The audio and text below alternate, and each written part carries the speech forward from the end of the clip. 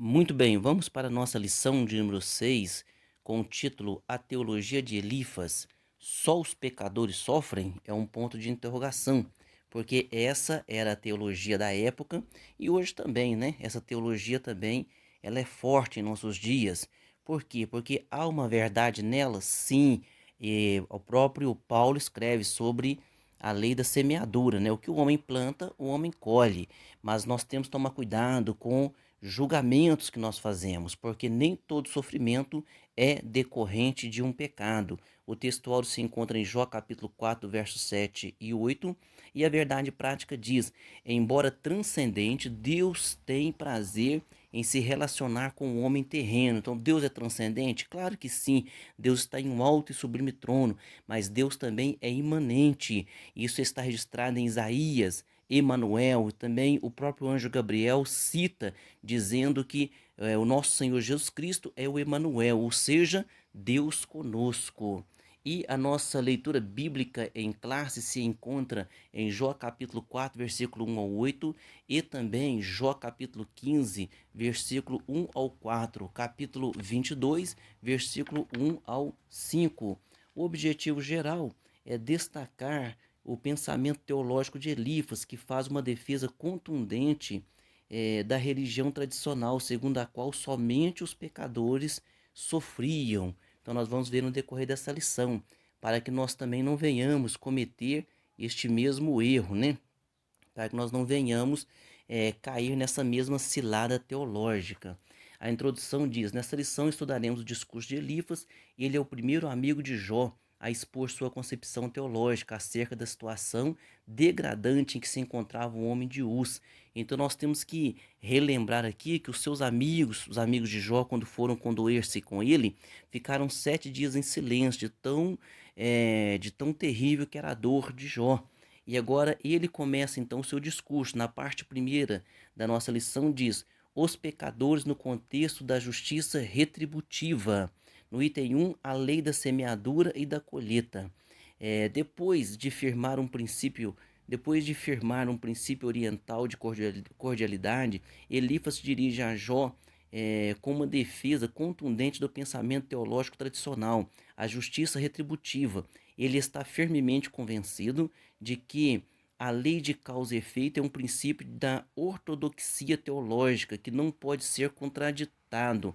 Então agora ele começa a colocar a sua teologia. Não é apenas a teologia de Elifas, era a teologia daquela época. Jó também participava dessa teologia, mas só que Jó agora entende que ele não estava em nenhum pecado para estar naquela situação. Por isso que ele entende que essa teologia ela tem o ponto correto, mas também tem outras coisas que devem se levar em consideração. Por isso, tome muito cuidado quando você quer firmar um ponto de vista, quando você quer colocar uma teologia é, como você dizendo assim, essa teologia diz isso e eu creio dessa forma e ponto final. Nós temos que observar a Bíblia Sagrada e sempre estar de acordo com a palavra. No item 2 aqui da primeira parte, o homem que colhe o que plantou. Essa primeira parte de seu discurso compreende os capítulos 4 e 5, em que defende que o homem colhe o que plantou. Aí está dizendo aqui em Jó capítulo 4, versículo 8: segundo eu tenho visto, os que lavram iniquidade e semeiam o mal cegam isso mesmo. Está correto o ponto de vista de Elifas, mas só que todo sofrimento vem porque a pessoa está em pecado? Não, não é dessa forma. Então o próprio Jó experimentou isso. Por isso que nós estamos estudando aqui essa lição, porque também é muito pertinente aos dias de hoje. Quantos são os que fazem acusações precipitadas quando alguém passa por momentos delicados na vida? Então nós temos que tomar cuidado com esses julgamentos. No item 3 aqui, a queixa de Jó. Em sua defesa, Jó se contrapõe à teologia de Elifas. Essa teologia era a base de como se imaginava o universo governado por uma lei moral de causa e efeito. Há uma recompensa para os bons e punição para os maus. Então esse sempre foi o pensamento deles. E também hoje muitas pessoas pensam dessa forma. Está correto, mas não é toda a verdade, viu, meus queridos irmãos?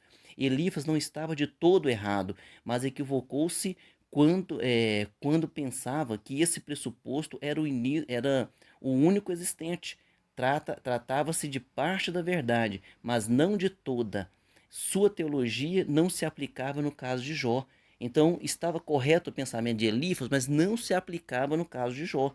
Por isso temos que tomar cuidado, viu? Para não fazermos julgamentos precipitados. O patriarca não aceita a tese de Elifas e por isso sente-se alienado de Deus, sente-se distante, né, de Deus, de si mesmo, de seus amigos. Isso leva Jó a queixar-se a Deus. Ele se queixa pela sua atual situação, é uma queixa fundamentada ainda nos antigos pressupostos teológicos.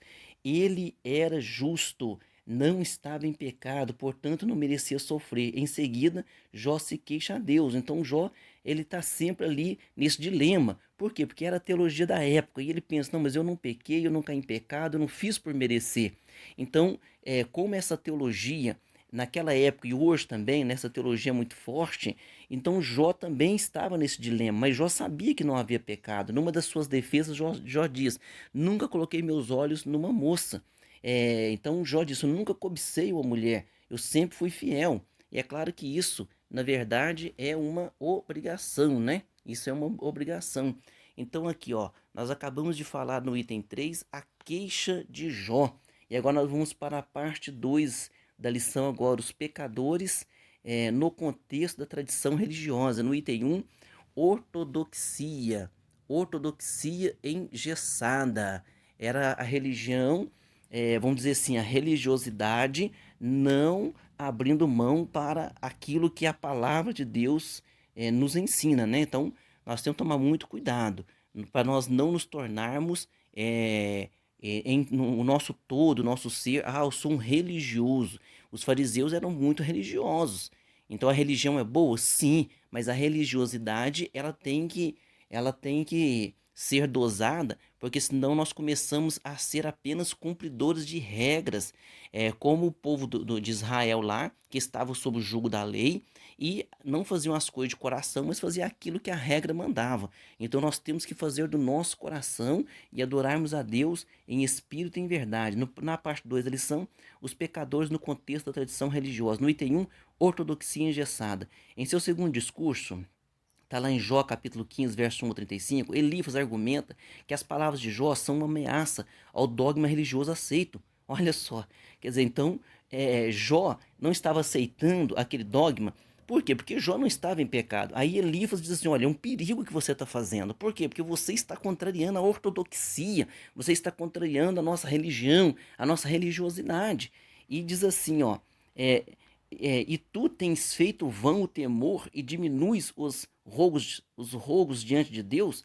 Ou seja, Elifas está acusando mais uma vez Jó, está acusando Jó de ir contra a religiosidade de sua época e contra a ortodoxia de sua época, né? Assim que Jó estivesse assim, se Jó estivesse certo, a religião tradicional que sempre ensinou a prosperidade dos bons e o sofrimento dos maus estaria errada. Olha que perigo, né? Então Elias agora fala, mas então, espera aí, né? Estamos todos nós errados? Olha no item 2 aqui da segunda parte. No item 2 aqui da segunda parte, uma ameaça à religiosidade, uma ameaça à tradição religiosa. A partir do versículo 7 do capítulo 15, Elifas apela para a tradição religiosa como forma de validar seu princípio teológico. Aí ele diz assim, ó, que sabes tu que não sabíamos, que não saibamos? Ou seja, Jó, você sabe mais do que nós? Que entendes que não haja em nós? Também há entre nós encanecidos idosos, quer dizer, pessoas de muita sabedoria, pessoas antigas, muito mais idosas do que teu pai. Então Elias agora faz um desabafo ali, né? Diz, Jó, mas você não sabe mais do que nós, você não é mais experiente. Nós temos em nosso meio pessoas que são mais idosas do que o teu pai. Então Elias está defendendo veementemente a sua ortodoxia, né? No item 3 aqui, um defensor celeste. Em sua defesa, Jó se contrapõe ironicamente ao argumento de Elifas. Aqui não podemos esquecer de que a resposta de Jó deve ser ouvida na forma poética, conforme o fazemos em salmos, orações, súplicas. Isso evita um literalismo rígido que empobrece o sentido do texto, quando este é poético e, consequentemente, transforma Jó como se Jó estivesse cometendo um sacrilégio. Então, Jó não cometeu sacrilégio, Jó não blasfemou contra Deus, Jó não amaldiçoou Deus, tá certo? Nesse texto, Jó reclama mas não blasfema contra Deus. Ele tem consciência de que a teologia do seu amigo firmava-se na terra, mas o homem de Uza apela agora aos céus. Então a teologia de Elifas está correta, corretíssima, mas não se aplicava a Jó. Então Jó está pedindo o quê? Um auxílio a Deus, pedindo a ajuda de Deus. O patriarca se expressa em linguagem poética, mas sua mensagem é profética. Seu anseio por um mediador prenuncia o justo advogado Jesus Cristo. Então ele quer alguém que possa lhe ajudar, que possa advogar a sua causa. Então ali Jó já está ansiando, já está apelando, né, para um advogado. E ele próprio diz: sei que o meu Redentor vive e um dia se levantará. Então, na parte 3 agora da nossa lição, a última parte, os pecadores diante de um Deus infinito. Os pecadores diante de um Deus infinito. No item 1, Deus não se importa com quimeras humanas ou questões humanas. Será, irmãos, que Deus não se importa com quimeras humanas? Será que Deus não se importa com questões humanas? Então, agora está em xeque também isso. Está em xeque também isto, porque diz assim, ó, em seu terceiro discurso, Elifas apela para a transcendência divina. Então Elifas agora apela para a transcendência divina. Então Elifas está dizendo o seguinte: olha, Deus já deixou determinado que quem faz o bem vai prosperar, quem faz o mal vai sofrer, e Deus não vai se importar com questões pequenas, com questões humanas. Mas não é assim o nosso Deus. Nosso Deus é imanente, ele está também conosco, ele também cuida de pequenas coisas, viu? A teologia de Elifas destaca um Deus transcendente, porém distante, que não se importa muito com o que acontece aqui na terra, indiferente às coisas que criou.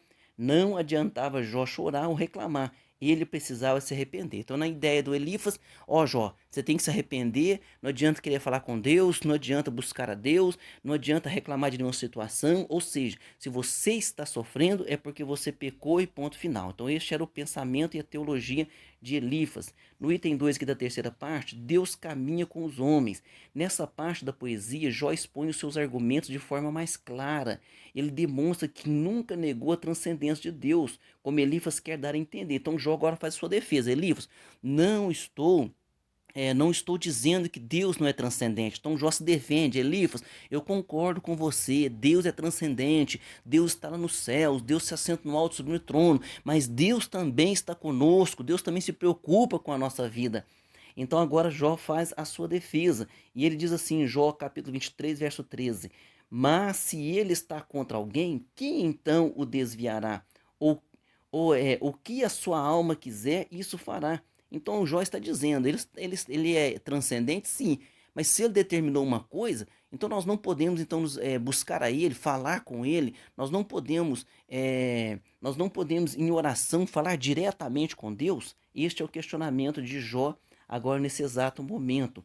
A ideia no texto hebraico é que Jó passa a ficar cada vez mais seguro e consciente, não apenas do seu caminhar com Deus, mas do caminhar de Deus com ele. Então Jó está dizendo, eu preciso falar com Deus, eu preciso de um defensor celeste que me ajude, eu preciso de um intercessor. E todo ser humano precisa desse intercessor. E o único e o suficiente Salvador, o único mediador, o único intercessor, Paulo deixou bem claro em Timóteo 2,5, é o nosso Senhor Jesus Cristo. Conclusão desta lição. Estudamos o pensamento teológico de Elifas, um dos amigos de Jó. Para ele, só os maus sofriam os infortúnios da vida. Ele estava convencido de que, ao se negar a reconhecer de que estava em pecado, Jó depunha contra a religião tradicional, que sempre associou as desgraças ao cometimento de algum pecado. Para ele, Jó estava abandonado por Deus, e isso era uma prova irrefutável de que havia pecado. Jó o contrapôs, defendeu sua integridade e comunhão com Deus. Vamos para as nossas perguntas para fazermos o encerramento desta lição.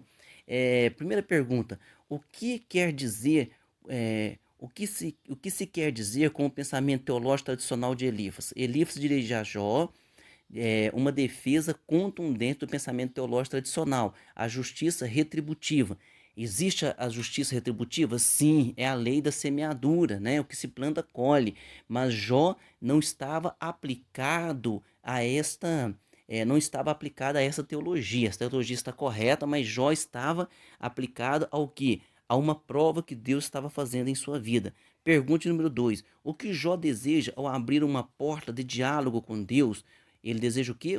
Uma conversa sincera através de um relacionamento direto com o Criador, onde Jó fala com Deus e Deus fala com Jó. Pergunta 3. Qual é o argumento do segundo discurso de Elifas? No seu segundo discurso, Elifas argumenta que as palavras de Jó são uma ameaça ao dogma religioso aceito, né?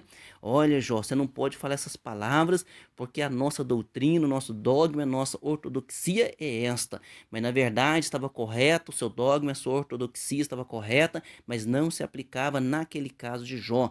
Pergunta 4, segunda lição, qual consciência Jó tem a respeito da teologia de seu amigo? Ele tem consciência de que a teologia do seu amigo se firmava na terra, mas o homem de Uz apelava agora aos céus, né? Então, querido, vamos sempre apelar aos céus, vamos sempre falar com Deus, vamos sempre buscar a presença de Deus. Pergunta 5, o que Jó demonstra e reconhece nos seus argumentos? Ele demonstra que nunca negou a transcendência de Deus, como Elifas quer dar a entender. Ele reconhece que Deus é excelso, pode fazer o que intenta, mas Jó também entende que Deus é imanente e que Deus se preocupa com detalhes também da vida do homem. Querido, que Deus te abençoe, a você e a sua família, e até a próxima aula. Amém.